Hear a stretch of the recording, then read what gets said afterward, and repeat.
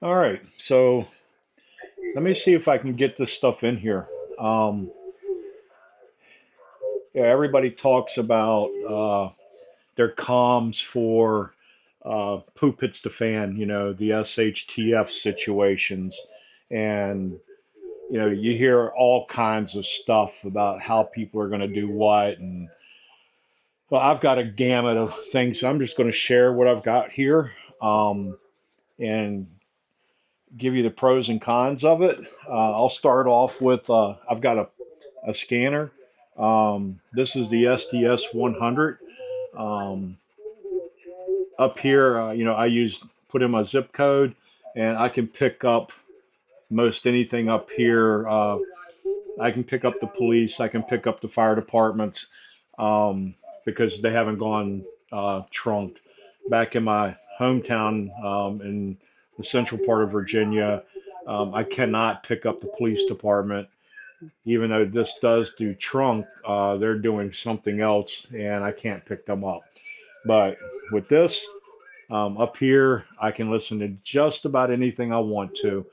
And um, so that's what I use for that. Then you've got these little radios. These are FRS, I believe it is, family radio.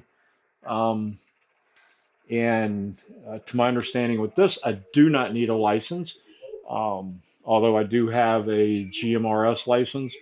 But I don't own any GMRS radios. So these, they're advertised for a range of 50 miles. But if you can get a mile with these up here in the mountains, you're lucky. Um, Here on the property, it's basically 7 mountain ridges.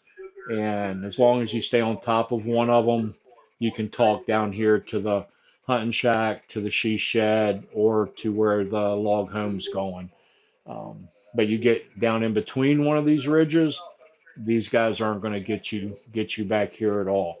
So these are pretty much useless, um, even if you're in you know little hills like what we have here. What we found that worked, um, and there's several different models of these. I use TYT because they're a little bit more rugged feeling in my hand than a Baofeng.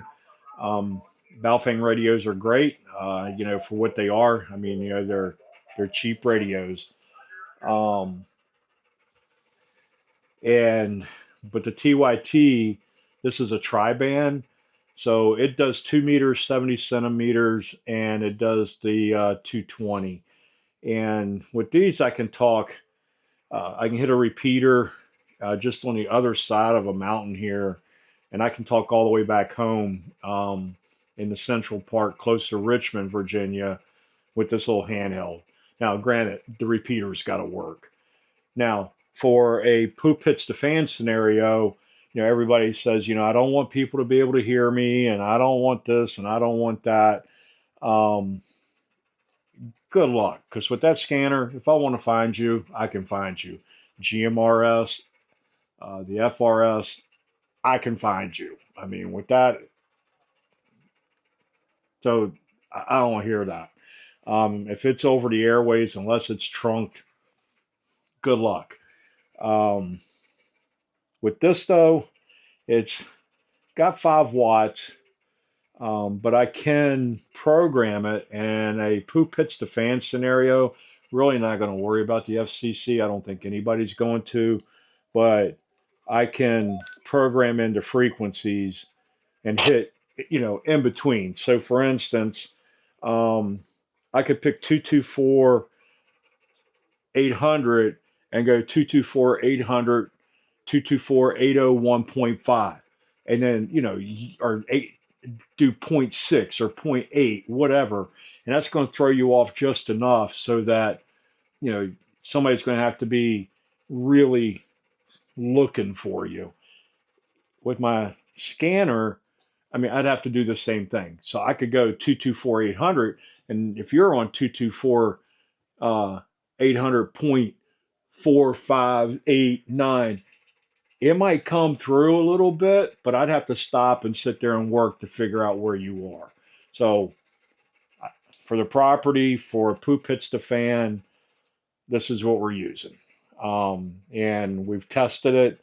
And on 40 acres, there's no place in this 40 acres that we have found down behind the ridges, up on top of the ridges, that we can't talk.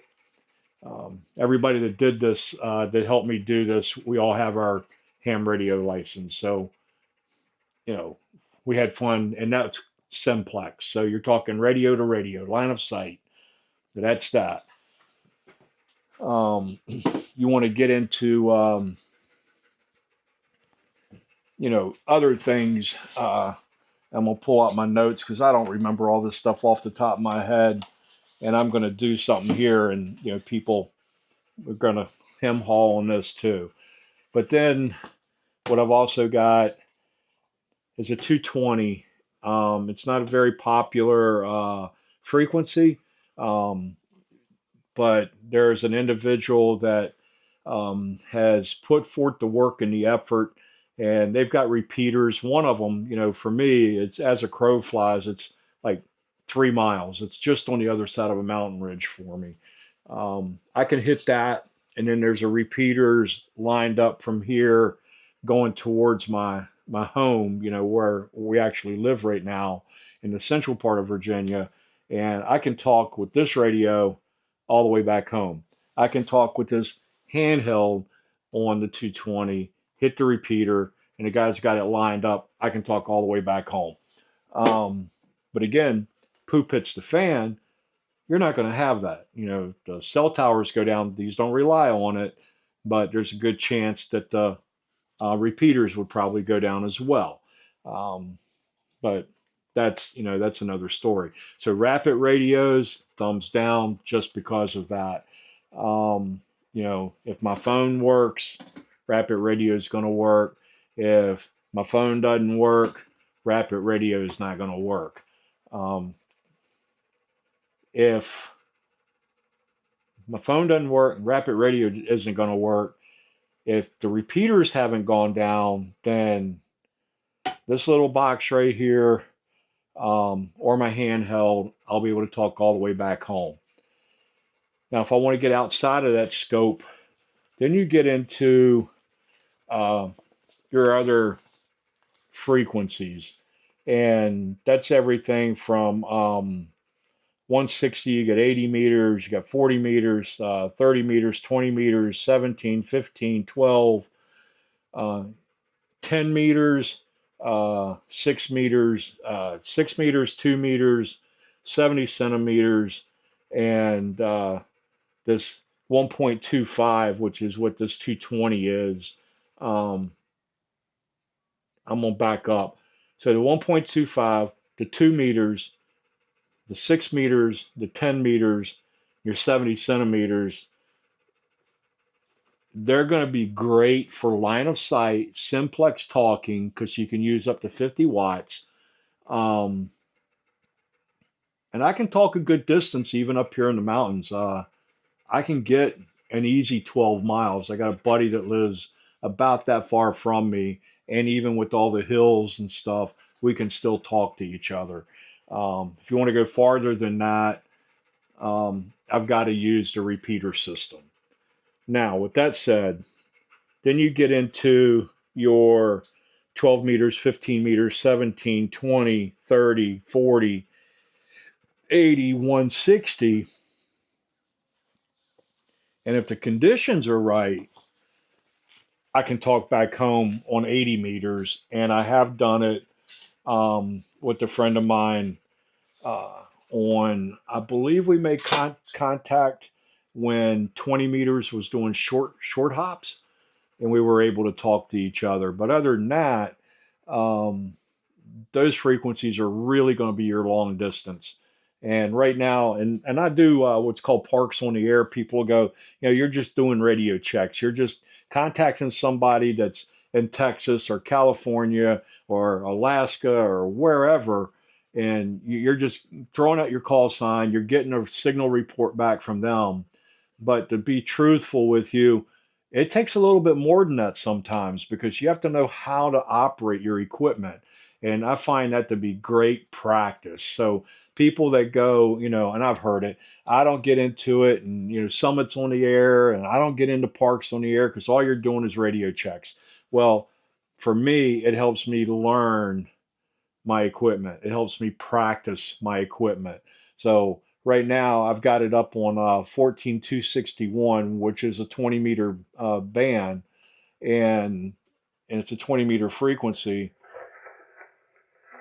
And there was a guy here in Texas, and I just threw my call sign out. I got I got a call back. So I made a contact in Texas. I have made contacts in Slovenia. I've made contacts in Eastern Great Britain. Um, so, but it's taken work to dial stuff in. So you can see them on the water chart, and you can see the peaks and the valleys, and you can go, okay, something's there, and you can tune to it and get to them, and then you have to go into your menus and dial them in. Um, that takes practice. You're not just going to do that if poop hits the fan and think that you're going to fire this equipment up and be ready to rock and roll, because you're not. And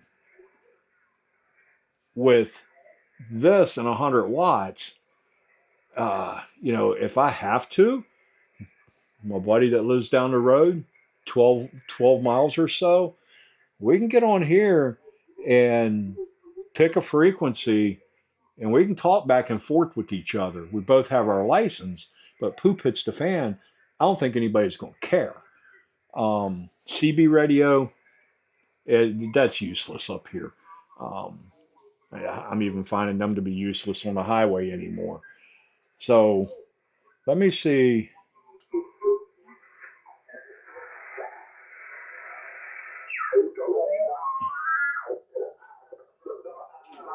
And a lot of times, I'll sit here at night and listen, and I'll just go through here and dial stuff in and just see if I can hear anything.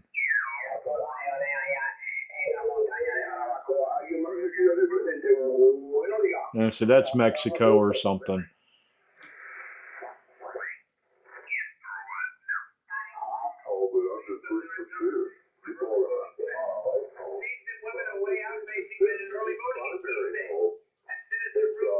Okay, so you can hear one that's really loud, and then you can hear one back in the background. You just you can sit here and dial this stuff in. You can get rid of the one you don't want to listen to.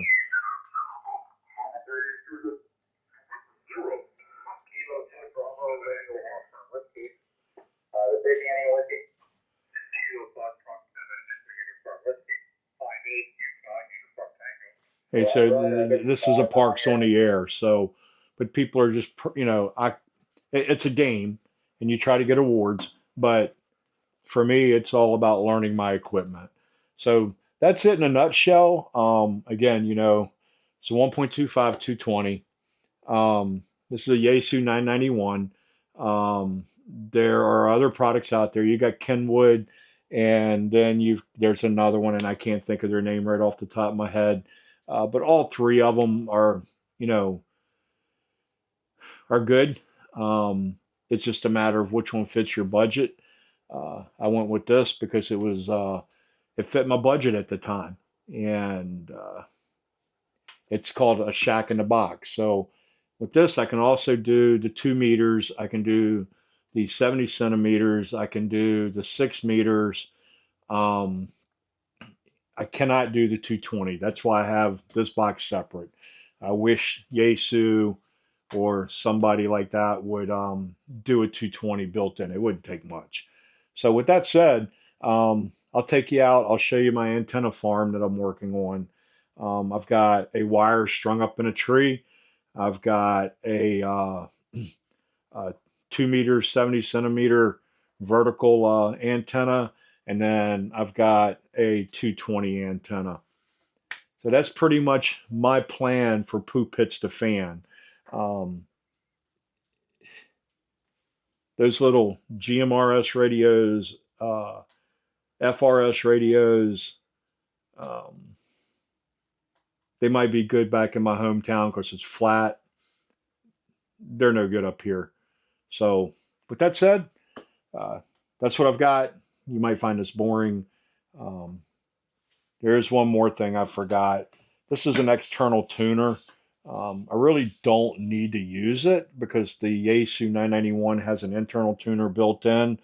But sometimes I'll put a vertical outside, and I'll use this to dial it in. And sometimes I'll practice with this dialing it in, and that's tuning the antenna to the frequency so it doesn't burn up my radio. So if you like this information, like and subscribe if you would. Hope it shares some realities with you. There's so much out there that I've watched and just get disappointed. It's garbage. And some people are even putting packages together with a little solar generator that they've made up and Motorola radios. And while they might work good for their situation, I think every situation is separate, and you really need to do your own homework and find out what's going to work where you are. And it's not a one size fits all. I'll say that it's not, because if somebody told me, man, just go get yourself a little GMRS radio or go get yourself one of these FRS radios, you'll be great. No, I'm not. This, for me, is good for the weather, and that's about it. Um, this, I can talk around on the property. It goes with me everywhere I go on the property. It's on my belt clip, it's on my four-wheeler, it's in my truck. And actually, what's in my truck is a 220. Um, and um, but this goes with me everywhere, no matter what. It goes in my bug out bag. This little radio is with me everywhere. I can do 2 meters, 70 centimeter, and I can do the 220, the 1.25, um, and that gets me there. So with that said, I'll show you my antenna farm real quick, and um, I'll tell you what I'm getting ready to do, which once the leaves fall and they're working on it, we're going to use the drone and put a wire over a tree. So I'll be back with you all in just a second. Let's go outside. All right, hopefully I don't need to put a filter on this, and I might have to go get a filter. I don't quite get this. So I've got a 4x4 in the ground right here, and I got a piece of electrical conduit attached to the side of it. If you want it to, if you want to know why I did that, go watch the video I did on putting the deer skin and shed in, and you can see what I had to go through to get the holes in the ground.